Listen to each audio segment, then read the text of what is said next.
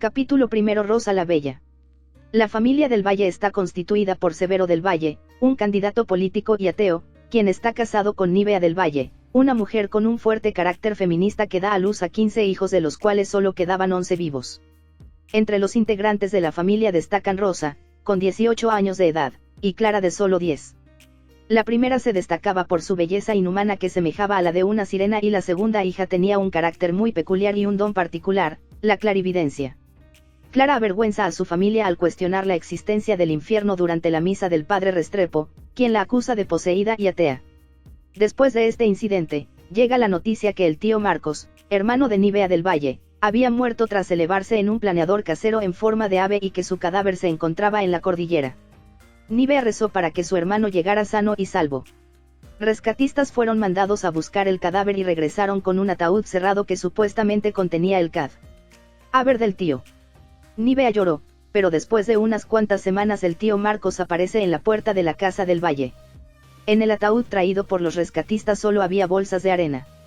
Después de permanecer por un tiempo con los del Valle, el tío Marcos parte en otro de sus viajes de aventura y al poco tiempo de su partida muere de fiebre amarilla.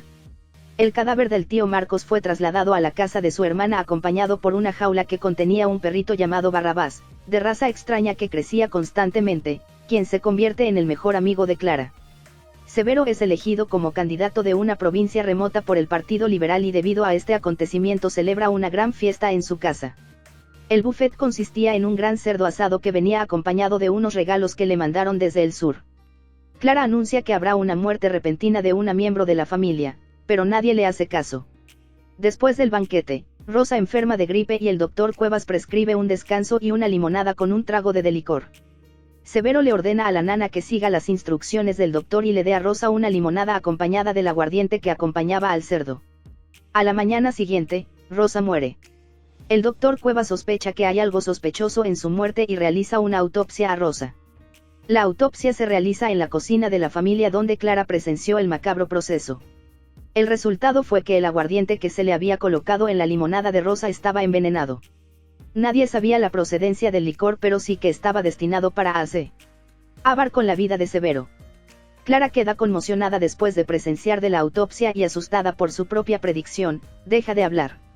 Esteban Trueba, el prometido de Rosa, se entera de la muerte de esta por medio de su hermana Férula y regresa para el funeral, totalmente angustiado.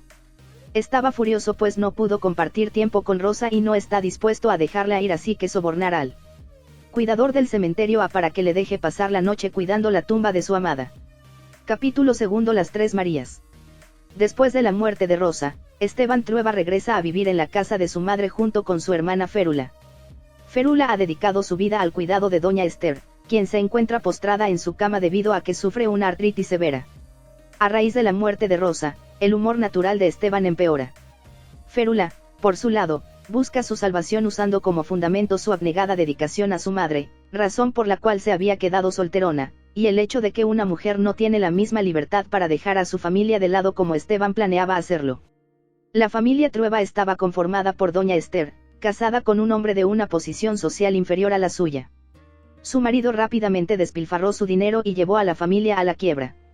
Lo único que tenía la familia era una gran extensión de tierra llamada Las Tres Marías que Esteban se rehusaba a vender. Esteban no deseaba volver a las minas pero necesitaba trabajar para proveer a su familia con dinero y para que no les faltara nada mientras ellas vivieran. Es así, Esteban decide, en contra del consejo de Férula, ir a Las Tres Marías y hacer de esta una propiedad que genere ingresos. Esteban encuentra Las Tres Marías en ruinas. Los campesinos, quienes vivían de la tierra, no habían visto a ningún patrón o propietario en la extensión de tierra por más de 15 años por lo cual viven en un caos total. Uno de los pocos hombres que quedan es Pedro II García, quien había cuidado la finca durante la ausencia de los Trueba. Esteban invirtió el dinero que tenía ahorrado para su matrimonio en la reconstrucción de Las Tres Marías y él, junto con los campesinos, trabajaron día y noche hasta ver que sus esfuerzos han dado resultado. Tan pronto como Esteban Trueba se desocupa y ve los frutos de su esfuerzo, se da cuenta que su apetito sexual no está satisfecho. Para saciar su deseo de carne, viola a una joven campesina virgen, Pancha García, a quien lleva a vivir en la casa principal como su ama de llaves y amante. Producto de su relación con Pancha, Esteban empieza a interesarse en los campesinos. Construye una escuela y realiza planes para mejorar la calidad de vida de los campesinos, aunque de ninguna manera quiere que se conviertan en sus iguales. Además, establece un sistema de vales, en la que la paga de los campesinos consistía en darles vales de compra válidos en la tienda que establece en su propiedad. Pancha García queda embarazada, por lo cual Esteban pierde interés en ella. Pancha sale de la casa principal y regresa a vivir con los campesinos, y es en ese momento cuando Esteban da rienda suelta a sus deseos sexuales y viola a un sinfín de jóvenes campesinas. En poco tiempo, Las Tres Marías se convierte en una de las más ricas propiedades en la región y con el mayor número de bastardos. Los trabajadores no están satisfechos con el trato que Esteban les da, pero no son escuchados, pues Esteban afirma que les da las comodidades suficientes y un salario justo. Pancha García da a luz al hijo de Esteban y solo a ella le permite usar su nombre e identificarlo como su hijo. A pesar del sinnúmero de violaciones que Esteban había hecho, su apetito sexual no es controlado y acude constantemente al Farolito Rojo, un prostíbulo. Es ahí donde conoce a Tránsito Soto, una niña de solo 12 años que trabajaba como prostituta, quien le pide dinero prestado para poder salir adelante y le promete pagarle alguna vez. Esteban accede. 3 días después recibe una carta de Férula con la noticia de que doña Esther se está muriendo. Esteban se siente mal, pues no ha visto a su madre en años. Es así como parte a la capital, dejando de administrador de las Tres Marías a Pedro II. Capítulo 3. Clara Clarividente. Nívea y Severo, preocupados por la mudez de Clara, acuden a un sinfín de médicos para darle cura a tan extraño accionar por parte de la niña. En su intento por sacar a Clara de tal estado, muchos médicos inventan remedios, pero ninguno surte efecto. La nana, por su parte, hacía disfraces para asustar a Clara y poderle arrancar un grito, pero no lo consigue. La mudez de Clara hace que la retiren de la escuela y le enseñen en su casa. Clara es una ávida lectora e inicia un hábito que tendrá de por vida: escribir los hechos más importantes en sus cuadernos de anotar la vida. Clara llevaba en su delantal una pizarrita con la cual se comunicaba con los demás. En una oportunidad, Honorio, el jardinero, le comenta a Clara acerca de un sueño que había tenido y ella lo interpreta perfectamente, haciendo que el jardinero gane 80 pesos en una lotería. El rumor se expande y todo el pueblo se amontona en la casa de los del Valle para que Clara interprete sus sueños. Mientras Clara va creciendo, sus poderes de clarividencia se agudizan hasta llegar a predecir desastres naturales, leer las cartas y empieza a tocar el piano con la tapa cerrada. A Severo no le agradan las excentricidades de su hija y las prohíbe, pero Nívea, conocedora de los dones de su hija, las aprueba y la ayuda a desarrollar sus habilidades. Durante el silencio de Clara, Nívea le relata el sinnúmero de historias de la familia. Cuando Clara cumple 19 años, anuncia a su familia que se casará muy pronto con el novio de Rosa. Todos quedan sorprendidos al ver que Clara ha roto su silencio, que le prestan poca atención a su predicción. Por otro lado, Esteban llega a su casa, la cual encuentra en ruinas, y a su hermana Férula más avejentada. Llega en el momento preciso para decirle adiós a su madre, quien le hace prometer que se casaría y tendría una familia estable. Cumpliendo su promesa, Esteban acude a la casa de la familia del Valle para ver si había alguna hija disponible con la que se pueda casar. Severo y Nívea presentan a Clara, pero le advierten de todas sus excentricidades. Esteban no ve sus habilidades como un inconveniente para procrear hijos saludables. Al ver a Clara, Esteban queda prendado y le ponen fecha a su matrimonio. Durante el intercambio de anillos el día de su compromiso, llega Barrabás desangrándose de una puñalada en el lomo. El perro se acerca a Clara y muere en sus brazos, lo cual pone fin a la ceremonia. Durante ese año, Esteban espera ansioso casarse con Clara y le construye una casa con un estilo barroco donde se mudarían al ser ya una pareja casada. Férula se encontraba nerviosa, pues el nuevo casamiento de su hermano significaría que ella tendría que vivir en su casa, que se encontraba en ruinas. Afortunadamente, Férula descubre que Clara no es muy buena con las labores domésticas y persuade a Esteban de dejarla vivir con ellos para ayudarlos con el mantenimiento de la gran casa. Entre las dos mujeres se desarrolla un vínculo de amistad profunda, en la cual Férula cuida en extremo a Clara. Esteban se enamora mucho más aún de Clara, lo cual lo ayuda a olvidarse de Rosa. Al mismo tiempo, se da cuenta que Clara realmente no le pertenece. Poco después de establecerse en la ciudad, todo el mundo se entera que Clara está embarazada. Durante el embarazo, los cuidados de Férula se hacen más intensos hasta llegar al punto de bañarla. Después de casi 10 meses, el doctor Cuevas ayuda a traer al mundo a Blanca, la hija de Clara y Esteban, a través de una cesárea. Capítulo 4. Tiempo de los espíritus. Cuando Blanca tiene casi 3 años, los Trueba deciden pasar un verano juntos en las Tres Marías. Al momento de su llegada, Blanca conoce a Pedro García III y se enamoran. Por su parte, Clara se siente increíblemente feliz y se involucra en el quehacer de los campesinos, trabaja la tierra, se dedica a la enseñanza de los trabajadores y sus familias, les da una educación básica, se encarga de la nutrición y lo referente a su salud. También trata de enseñar a las mujeres acerca de la desigualdad de género, pero se da cuenta de que éstas no pueden seguir su consejo. Al descubrir las charlas que impartía su esposa a las mujeres campesinas, Esteban se enfurece, pero ella simplemente hace caso omiso de sus reproches.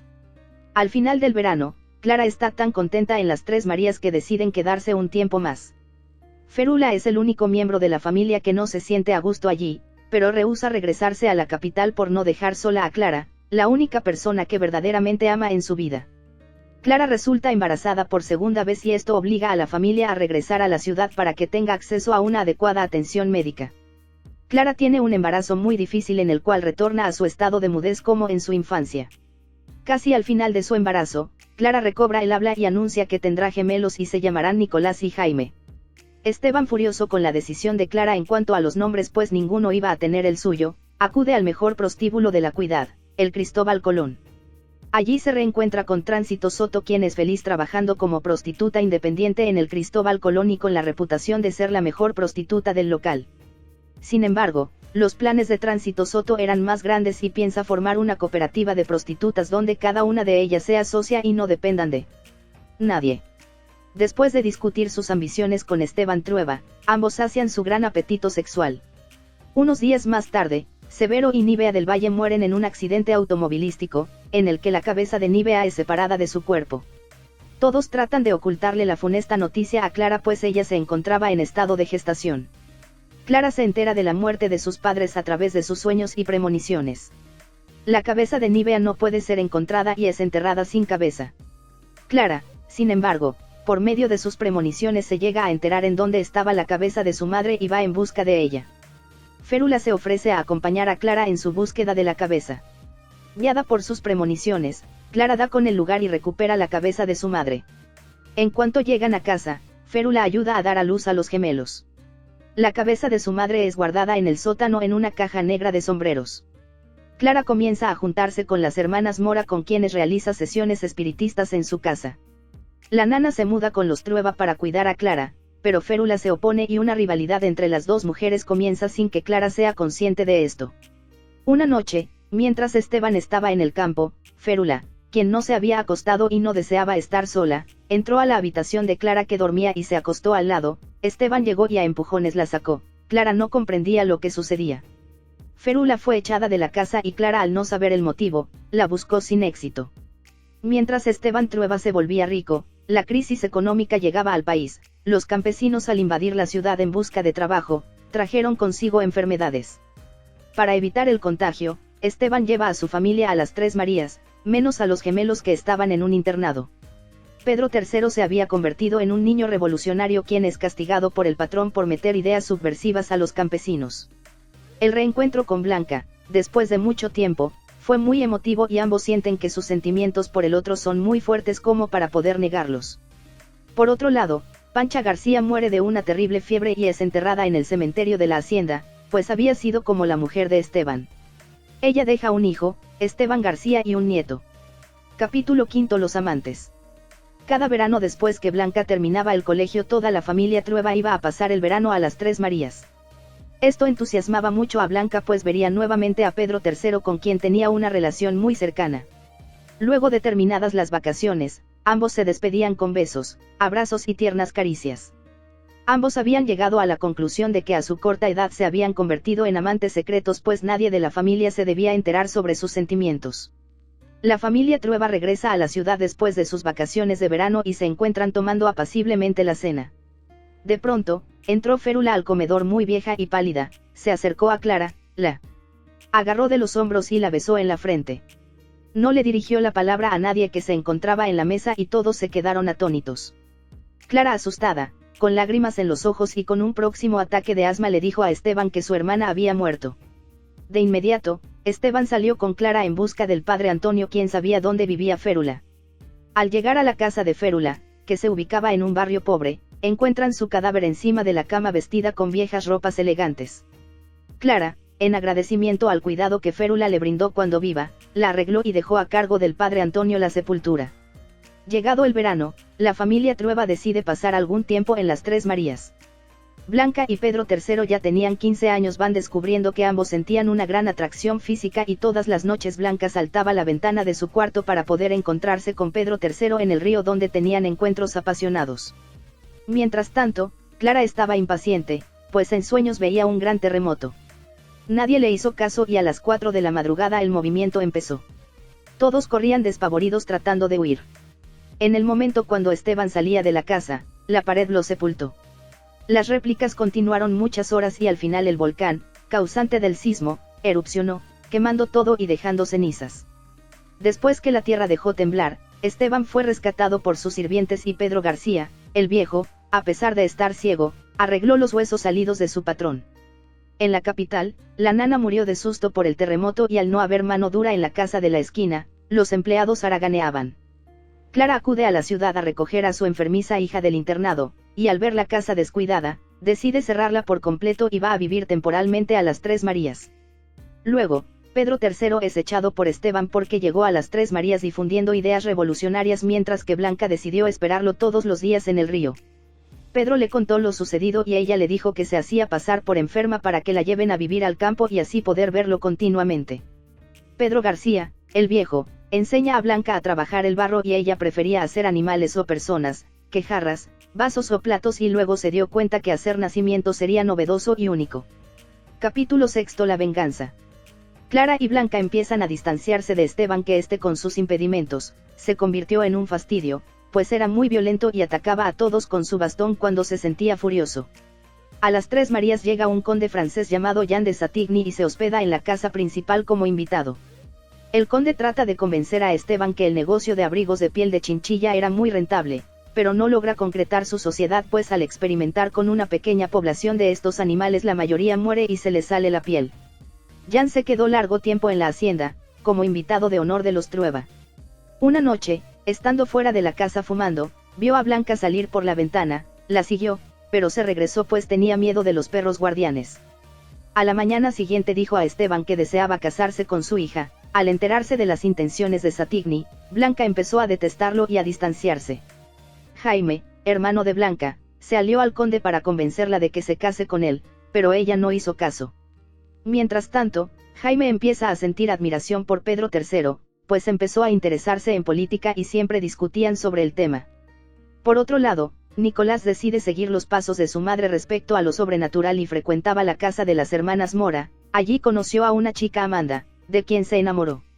Durante este capítulo muere Pedro García, el viejo, sentado en su silla estando a su lado su bisnieto Esteban García, hijo de Esteban García, hijo de Pancha García y Esteban Trueba.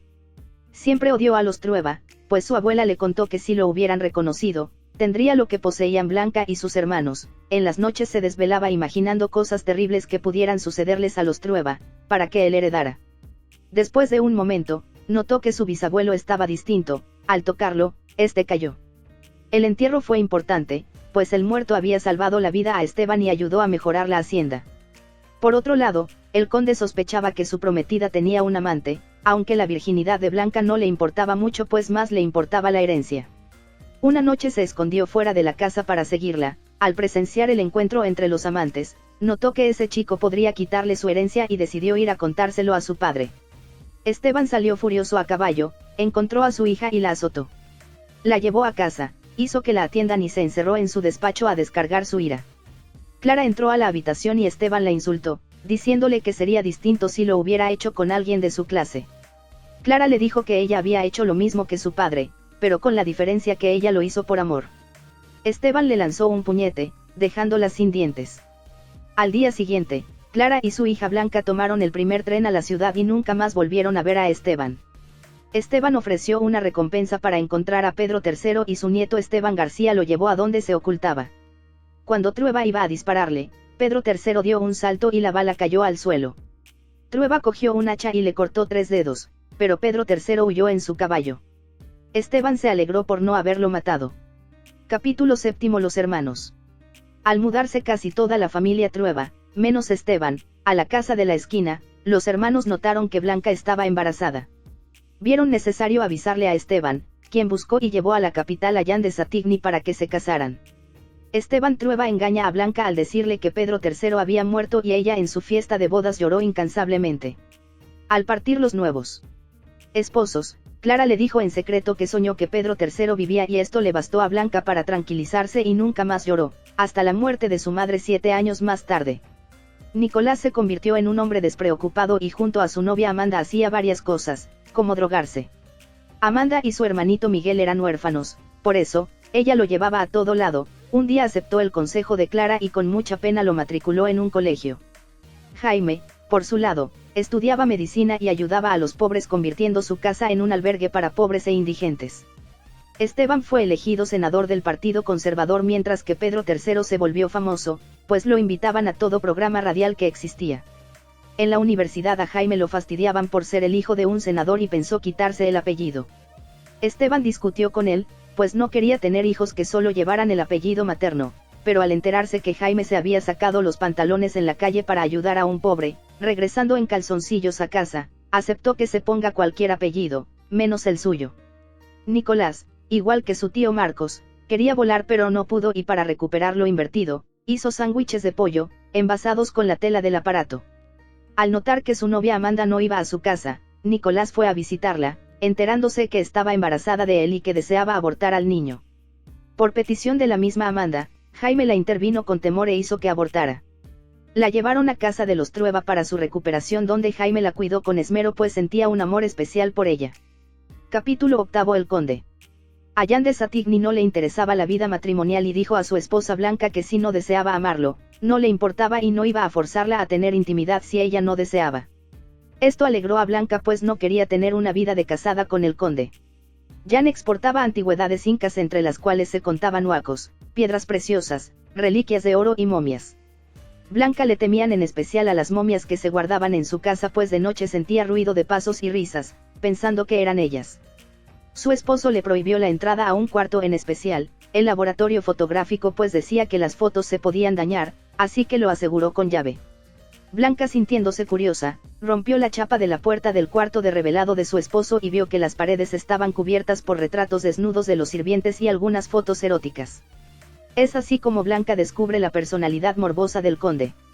Huyó en tren hacia la casa paterna, temerosa que Jan la encontrara o que su bebé de 9 meses naciera en ese sucio entorno que la rodeaba. Capítulo 9. La niña Alba. En casa de los padres de Blanca, nació Alba, con una mancha en estrella y Clara dijo que era un ser capacitado para hallar la felicidad. Dijeron que no debían preocuparse por ella, pues estaba protegida por los astros. La familia ayudó a desaparecer todo rastro de Jan y se le contó a la niña que su padre había sido un noble que había muerto a causa de fiebre en el desierto. Años después, Alba fue a la morgue a reconocer el cuerpo de su padre dándose cuenta que su padre en realidad no había muerto en el desierto. Pasaba el tiempo jugando con su tío Jaime. Ella era la única que podía entrar a su cuarto para tomar libros de medicina y leerlos. Alba no iba a la escuela, pues su abuela decía que al estar protegida por los astros, solo necesitaba saber leer y escribir y que ello se podía aprender en casa. Blanca y Alba hicieron una escuela para que las mujeres ociosas y los niños retrasados aprendan artesanía con cerámica. Alba notaba que su abuela era el alma de la casa y que en ella podía encontrar refugio y diversión y cuando Clara murió, la casa de la esquina ya no era la misma, pues la magia que la envolvía, desapareció. Blanca empezó a salir con distintos novios, mas al notar que querían algo serio, terminaba con ellos. Un día, Blanca llevó al parque a su hija, para presentarle a una persona muy especial, al famoso cantante Pedro III García. Alba se sentía algo familiarizada con él, pero no sabía el por qué. Esteban García, nieto de Pancha García y Esteban Trueba, fue a casa de su abuelo, para pedirle una recomendación porque quería ser carabinero. Al llegar, Alba lo entretuvo. Esteban García deseaba matarla y al mismo tiempo violarla, por rencor a los Trueba, por no haber nacido legítimo.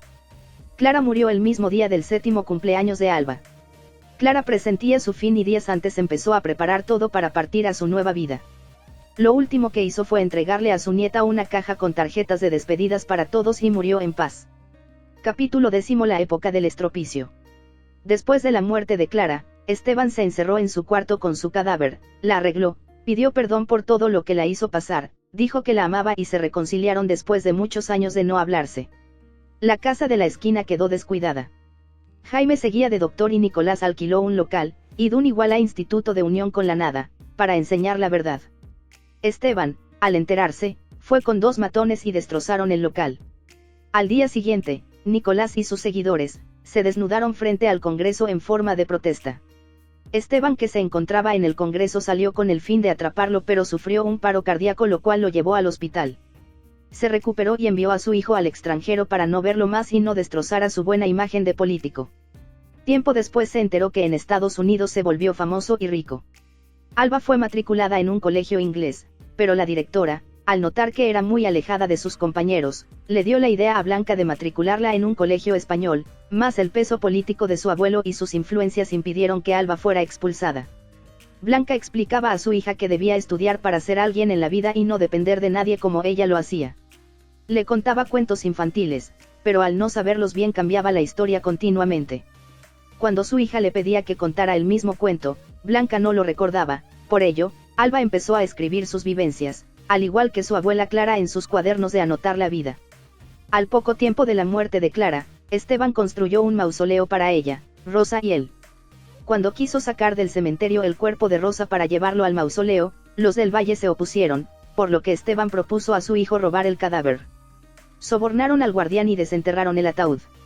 Al abrir la tapa, vieron a Rosa intacta, tal cual como había muerto, mas cuando se acercó a besarla a través de la ventanilla, por el ataúd, que había permanecido herméticamente cerrado, se filtró una brisa de viento y el cuerpo de Rosa se desintegró, volviéndose polvo y huesos. Mientras tanto, Esteban seguía preocupado en sus campañas electorales, no le interesaba el dinero ni el prestigio, pues su meta era sacar a todos los comunistas del país. Su compañero el coronel Hurtado, lo calmaba, explicándole que Rusia estaba tan lejos que ni conocían Latinoamérica, por lo que el comunismo jamás llegaría a Chile. Sus amigos lo llevaron al Cristóbal Colón para que olvide la muerte de Clara y se relajara. Allí se encontró con Tránsito Soto, quien a pesar del tiempo aún conservaba su lozana piel. Capítulo 11: El despertar. Alba se enamoró a los 18 años y en su pared pintó un corazón rosa. Estudió filosofía y música. Su enamorado Miguel, estudiante izquierdista, quien una tarde tomó la universidad con los estudiantes y el profesor Sebastián Gómez. Una lluviosa noche, Alba tuvo una extraña menstruación. Al sacarla hacia el hospital, un carabinero la apuntó con su arma, era Esteban García. Alba recordó que cuando cumplió 14 años, estaba sentada en la glorieta de su jardín, esperando a que su tío Jaime llegara a llevársela a comprar su regalo de cumpleaños, cuando del despacho de su abuelo salió este carabinero, quien se sentó a su lado y le dio el más asqueroso beso. Alba, que soñaba su futuro, soñó que Esteban García era una bestia que la torturaba. Miguel y Alba se amaban más, así que decidieron ir al cuarto más apartado de la casa de la esquina para estar en privado. Miguel recordaba tal lugar, pero no sabía por qué y no se acordaba de que su hermana era la novia de uno de los hermanos Trueba. La campaña política empezó. Un día, Jaime notó que en las calles habían carteles alusivos a su padre, en los que una madre suplicaba a un soldado de Moscú que le devuelva a su hijo.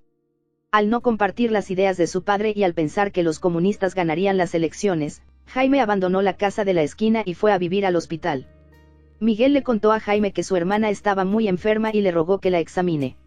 Al ir a verla, Jaime descubrió que la hermana del chico era Amanda. Capítulo 12: La conspiración. Para sorpresa de todos, y en particular para sorpresa de los conservadores, los socialistas ganan las elecciones causando euforia en toda la población. Los conservadores, encabezados por Esteban Trueba, salen de su estado de shock y montan una campaña en diferentes frentes para desacreditar el nuevo gobierno elegido. En forma de opresión, retiran todo su dinero del país y detienen la producción y el transporte de los bienes básicos. Los socialistas y la gente del pueblo se sienten perturbados por los dramáticos cambios que son causados por las medidas opresivas de los conservadores, pero esto no disuade su manera de pensar ni sus metas. Al ver la reacción de los socialistas, Esteban se prepara para un golpe militar. Con la nueva bancada política, Pedro III ocupa, contra su voluntad, una importante posición del gobierno. A pesar de los controversiales eventos, Blanca y Pedro III siguen viéndose sin que las responsabilidades ni el paso del tiempo mermen la pasión que ambos sienten.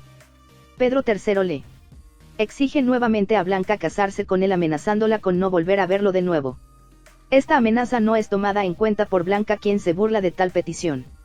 Blanca, Al darse cuenta que la amenaza sería cumplida al pie de la letra por Pedro III, se enoja pero no se lo comenta a nadie.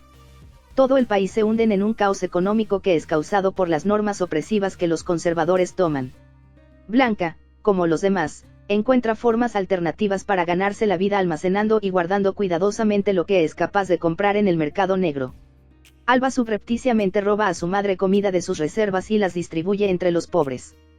En compañía de su tío Jaime, quien regresa a la casa, Alba roba armas de las reservas de su abuelo Esteban y las esconden en las montañas. Mientras tanto, Jaime y Amanda mantienen una relación que no es deseada por Jaime. Él descubre un inquietante deseo por Alba, al cual no le hace caso.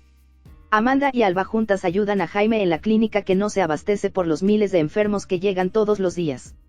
La agitación en el país y la prolongada ausencia de Esteban en las Tres Marías contribuyen a que los campesinos se subleven y tomen la propiedad. Esteban, al enterarse de lo sucedido en las Tres Marías, toma un arma y se dirige a su propiedad. Los campesinos toman como rehén a Esteban, quien no puede ser rescatado ni por la Guardia Nacional. Al enterarse de lo sucedido, Blanca junto con Alba acuden donde Pedro III y exigen la liberación de Esteban, donde Alba se entera que Pedro III era su verdadero padre. Pedro III accede a la petición de su amada Blanca y se dirige a las Tres Marías junto con ellas. Debido a la fama de revolucionario y por ser un nativo de las Tres Marías, los campesinos permiten que Pedro III libere a Esteban Trueba y, a pesar de los insultos que este último profiere, es liberado. De regreso a la ciudad, Esteban recibe la visita de Luisa Mora, la última de las tres hermanas Mora. Luisa le informa que pronto habrá terribles derramamientos de sangre en donde Esteban estará en el lado de los vencedores, pero que no ganará nada, y que Alba estará en peligro. Le sugiere que abandonen el país. Esteban se alegra por la visita de Luis, pues le recuerda a Clara, pero no presta atención a sus consejos. Capítulo 13. El terror. La tensión política culmina en un golpe militar. Consciente de lo que está a punto de suceder, el presidente llama a sus amigos más cercanos, incluyendo Jaime. Las fuerzas militares atacan matando al presidente y tomando preso a Jaime. Debido a la posición sociopolítica de su familia y su profesión, a Jaime se le ofrece la posibilidad de renunciar a sus opiniones políticas a cambio de su libertad, pero este se niega. Finalmente, es asesinado. Esteban, desconociendo la suerte de Jaime, celebra el golpe. A pesar de algunas preocupaciones que tiene a no ser reintegrados de inmediato en el Senado, Esteban trata de creer que solo habrá un breve periodo de dictadura y que después el poder será devuelto a los conservadores. Miguel se despide de Alba y se une a la guerrilla. Le ordena que destruya cualquier documento que la relacionara con él para no perjudicarla. El país empezó a ordenarse, muchos izquierdistas fueron asesinados y Sebastián Gómez fue delatado por sus alumnos, capturado y eliminado. Esteban recuperó su hacienda, junto con otros capataces, mató a los animales e incendió la casa de los campesinos, desalojándolos. Poco después se propuso volver a levantar la hacienda y que sea la mejor, como lo era antes. Llamó a los campesinos que había desalojado de una manera brutal, pero estos no aceptaron. En la capital, en el Ministerio de Defensa se publicó listas con los nombres de dichas personas, solicitando su presencia. Mataron a los que fueron. Pedro III no se presentó, pues tenía un mal presentimiento y se escondió, ayudado por Blanca, en la casa de los Trueba. Blanca le contó a su padre que escondía a Pedro III en casa y le pidió que la ayude a sacarlo. Esteban, quien ya no sentía odio por Pedro III, lo ayudó a escapar, lo escondió en el auto de un embajador nórdico y transportado hasta la sede del Vaticano, donde le ofrecieron irse del país. Blanca partió con Pedro III hacia Canadá y Alba se quedó con su abuelo. Esteban se despidió amorosamente de su hija y le pidió perdón por todos los años que la había tratado mal. Se abrazaron amorosamente, pues luego no volvieron a verse. En un acto de bondad, Alba escondía en la casa de la esquina a los prófugos y refugiados. Un día apareció Miguel, convertido en guerrillero, y tocó la puerta de su casa. Alba se sintió feliz al ver que no había muerto. Además, le contó de las armas que había escondido en la montaña con su tío Jaime. Es así como organizaron un paseo al lugar con los niños pobres y mientras entretenían a los niños, Miguel hacía un mapa del sitio, pues de noche, sacaría el cargamento. Para poder darle de comer a muchos niños desamparados, Alba empezó a vender los muebles de la casa. Su abuelo se daba cuenta, pero sabía que pronto moriría y que nada se llevaría al más allá, más cuando desapareció el retrato de Clara, se molestó y Alba dejó de vender las cosas. Los buenos tiempos llegaron y Esteban reconstruyó las Tres Marías, rehizo su fortuna y cada mes le mandaba dinero a Blanca y Pedro III. Una madrugada, personas armadas entraron a la casa de la esquina en busca de guerrilleros. Destrozaron la casa sin hallar nada y ordenaron a Trueba firmar un papel que manifestaba que el registro fue hecho civilizadamente. El viejo se molestó y dijo que no lo haría. De repente, el jefe del grupo abofeteó a Alba y le dijo a Trueba que ella era la amante de un guerrillero y se la llevaron a la fuerza. Al llegar a su destino, Alba reconoció la voz de Esteban García, quien había estado obsesionado por ella desde el primer día que la vio, cuando era una niñita. Capítulo 14: La hora de la verdad. Alba fue torturada varios días, pues García quería que le dijera el paradero de Miguel. Además, estaba desfogando el coraje por no haber sido hijo legítimo de Esteban Trueba y porque no pudo gozar de los mismos privilegios que Alba.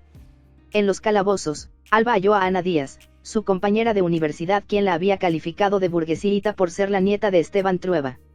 En su encierro, el espíritu de Clara visitó a su nieta y le dijo que para pasar el tiempo, escribiera mentalmente lo que estaba viviendo y así poder hacer algo útil.